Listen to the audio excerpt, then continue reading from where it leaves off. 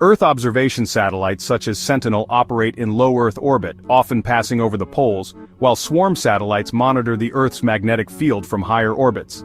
Some satellites like GOES weather operate in geostationary orbit, always positioned above the same spot over the United States. There are exploration spacecraft like New Horizons that perform flyby missions, such as the one to Pluto, and continue to travel outward beyond the Kuiper Belt.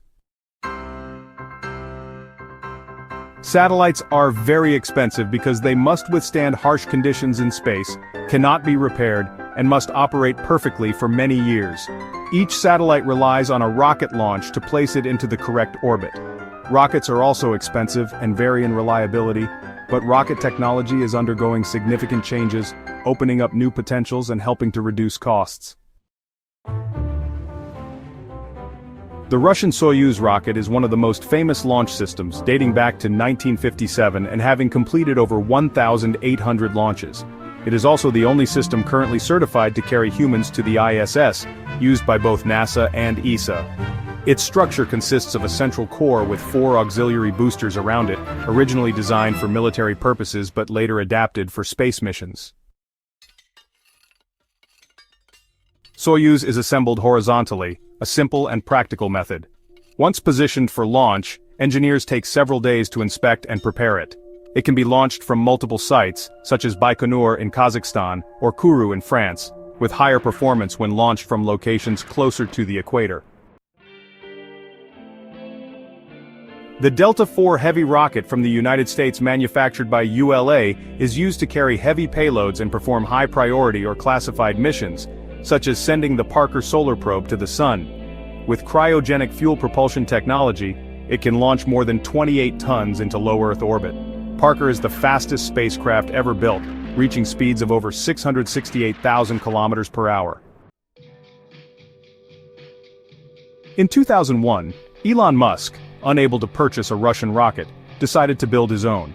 Thus, SpaceX was born with the goal of reducing costs and increasing launch efficiency.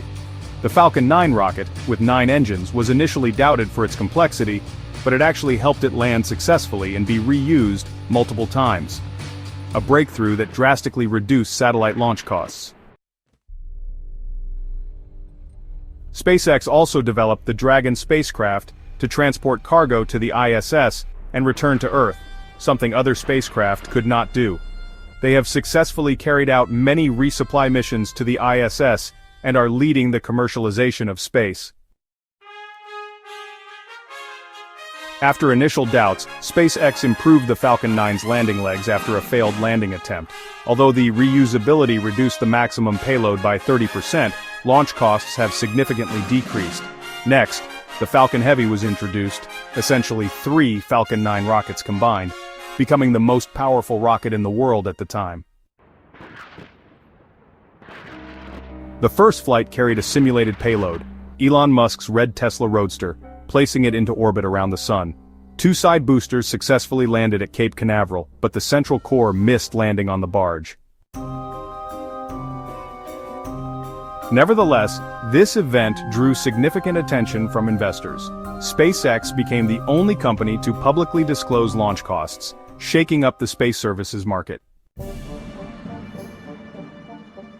The Ariane 5 rocket from the European Space Agency, also known as ESA, features a core stage that uses liquid fuel and 2 solid fuel boosters.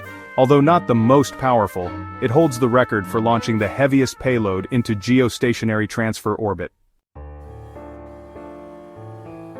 Ariane 5 will soon be replaced by Ariane 6, which is cheaper and easier to assemble, using a horizontal integration instead of vertical.